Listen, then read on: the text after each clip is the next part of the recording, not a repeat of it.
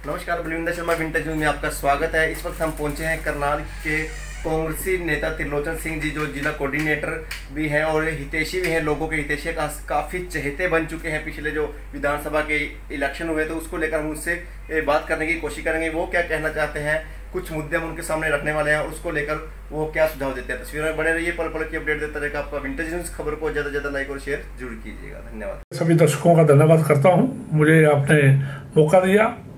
दूसरा, जो खुला दरबार मुख्यमंत्री बनने के बाद 6 सालों में दूसरी बार लगा। पहले भी जब खुला दरबार लगा था तो उस समय भी विवाद पैदा हुआ था, लेकिन आज जो दरबार लगा है खुला, इसको खुला दरबार नहीं कहा जाता। अपने विधायक को मिलने के लिए 100 आदमियों को टोकन दिया जाए, बड़ा अफसोस है। ये 2 चेहरे थे मुख्यमंत्री के, एक चेहरा विधानसभा चुनाव के दौरान था, एक चेहरा आज मुख्यमंत्री बनने के बाद था। इससे लोगों में बड़ी भारी निराशा हुई है। पार्लियामेंट करनाल जिले के अंदर करीब 400 के करीब गांव हैं और मेरे ख्याल 100 के करीब पार्षद हैं। इसलिए लोगों को मिलने में के लिए सिर्फ 100 पास देना, वो भी चूज़ करके, ये इसको खुला दरबार नहीं, पिक एंड चूज़ दरबार कहा जा सकता है।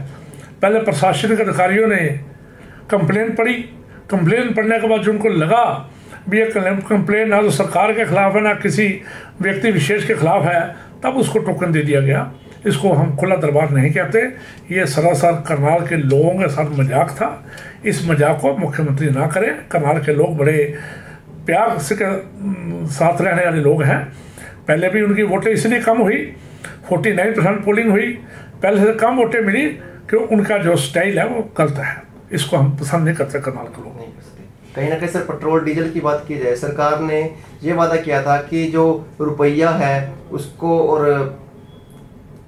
मैं स्मृति ईरानी से पूछना चाहता हूँ, अनिल विज से पूछना चाहता हूँ, धनखड़ जी से पूछना चाहता हूँ। इन्होंने जब कांग्रेस की सरकार थी, 48 रुपये से तेल 1 रुपया बढ़ा था, तो इन्होंने प्रदर्शन किए थे, नंगे बदन ये बैठे थे और स्मृति ईरानी ने चूड़ियाँ फोड़ी थी। आज वो किस चेहरे से लोगों का सामना कर रहे हैं। इतना रेट बढ़ चुका है कि पहले ही कोरोना की वजह से त्राही त्राही मची हुई है, लॉकडाउन की वजह से, उससे पहले नोटबंदी की वजह से, जीएसटी की वजह से हिंदुस्तान का व्यापार चौपट होकर रह गया। आज ये महंगाई बढ़ गई और पहली बार हुआ कि पेट्रोल से डीजल के रेट आगे निकल गए। कहाँ ये रुपया मजबूत करने की बात करते थे, कहाँ ये डॉलर को रेट बढ़ने पे ये कटाक्ष किया करते थे प्रधानमंत्री मनमोहन सिंह जी पे। आज ये खुद उसी कचहरे में खड़े हैं जहाँ से ये हमारे साथ कटाक्ष किया करते थे। इनको बताना चाहिए कि डीजल के रेट बढ़ने से क्या सब्जियों के रेट, आम जनमानस पे महंगाई नहीं बढ़ेगी। कोई जितनी भी ट्रांसपोर्ट है वो डीजल की गाड़ियों से ट्रांसपोर्ट होकर सामान आता है, उसके रेट बढ़ेंगे तो खाद्य पदार्थों के रेट बढ़ेंगे, हर चीज़ का रेट बढ़ेगा। किसान जो अभी बिजाई करने में व्यस्त है, जिसको डीजल की भारी खपत की जरूरत है, उसके ऊपर मार पड़ेगी। पहले ही किसान रो रहा है, आज और ज़्यादा मार पड़ने से किसानों की दुर्दशा भी बड़ी खराब हुई है। व्यापारी वर्ग निराश है, आम जनमानस इस बात से निराश है कि पेट्रोल और डीजल के रेट इतने ज़्यादा बढ़ गए, जबकि इंटरनेशनल मार्केट में बैरल का रेट कम हुआ, लेकिन भारत में पेट्रोल डीजल का रेट बढ़ा है। सर, बात की जाए जो कोरोना पॉजिटिव केसेस आ रहे हैं, सरकार ये कहकर पल्ला झाड़ देती है कि ये तो दूसरे राज्य के हैं, उस पर उन्होंने एक्शन पहले क्यों नहीं लिया? राज्यों की सीमाएं भी सील की जा सकती थी, ये कहा कितना उचित है कहना उनके लिए? देखिए, जब लॉकडाउन की जरूरत नहीं थी तब तो इन्होंने लॉकडाउन किया। आज जबकि लगातार इजाफा हो रहा है पॉजिटिव मरीजों में, अब इन्होंने लॉकडाउन खोल दिया। कारण कि सरकार की जो पॉलिसी थी उसको ये लागू नहीं कर पाए, ये नहीं समझ पाए। इन्होंने बड़े हल्के में लिया कोरोना से। आज जो स्थिति है वो बिगड़ रही है। चाहे दिल्ली से करनाल में आए हम, करनाल के रहने वाले अपने घर तो आएंगे ही, कब तक दिल्ली में बैठे रहेंगे? कोरोना लॉकडाउन के दौरान अगर कोई लखनऊ में फंसा हुआ है, लॉकडाउन खुलेगा अपने घर पे तो आएगा। मकसद हिंदुस्तान का है, हिंदुस्तान का कहीं भी जाए अगर उसको कोरोना पॉजिटिव है, ये कहकर पल्ला नहीं जाना चाहिए कि ये इसकी जो ट्रैवल हिस्ट्री बाहर की है, इससे प्रशासन और सरकार बच नहीं सकती। जिसको पॉजिटिव हुआ है वो पॉजिटिव ही माना जाए, चाहे कहीं का भी रहने वाला हो।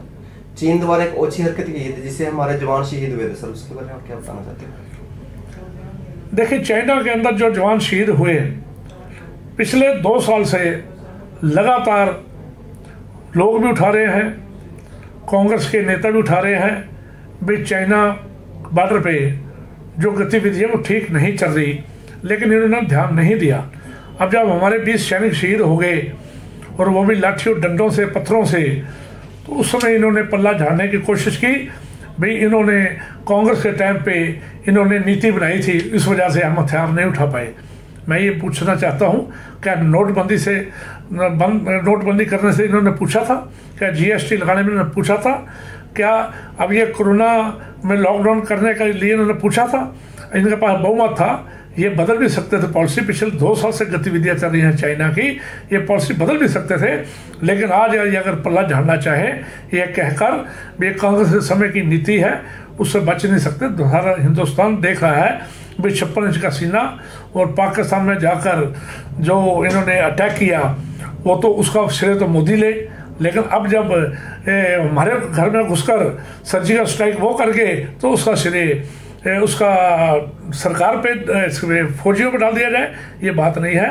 जो पाकिस्तान का सर्जिकल स्ट्राइक का श्रेय ये लेते हैं, इसका नुकसान का श्रेय भी इनको लेना चाहिए। जो सरकार द्वारा ये कार्य करने का ढंग है, कहीं ना कहीं इनको आने वाले इलेक्शनों में इसका मुआवजा भुगतना पड़ सकता है। देखिए, कब तक ये लोगों को बहकाएंगे, कब तक इमोशनल मुद्दों पे लोगों को गुमराह करेंगे, कब तक हिंदू मुसलमान की बात करेंगे? देश टूटने को जा रहा है, देश टूट रहा है। आज ये हिंदू मुसलमान की बात करते हैं, आज ये इमोशनल मुद्दे की बात करते हैं, लोग समझ चुके हैं, लोग भिखारी बन गए हैं, बड़े बड़े इंडस्ट्री फेल हो गई है, बेरोजगारी 42% में पहुंच गई है। इतनी बेरोजगारी होने के बाद देश की स्थिति जो है डावाडोल हो जाती है। अब इनके पल्ले कुछ नहीं रहा, ना बहकाने को, ना किसी को दोबारा इमोशनल मुद्दों के ऊपर बका सकते हैं। अब जो आने वाली सरकार है, लोग समझ चुके हैं, इनको चलता कर देंगे।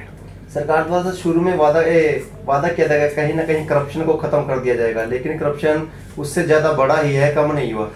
देखिए, करप्शन तो बड़ा है, लेकिन अब करप्शन कहाँ रह जाएगा?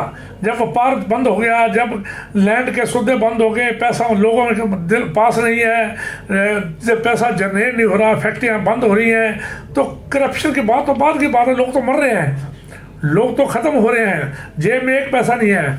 कल मैं किसी के घर गया था, उनकी पुत्रवधू ने आत्महत्या कर ली सिर्फ इसलिए कि उनके घर में पैसा नहीं था और लॉकडाउन की वजह से नौकरी छूट गई थी।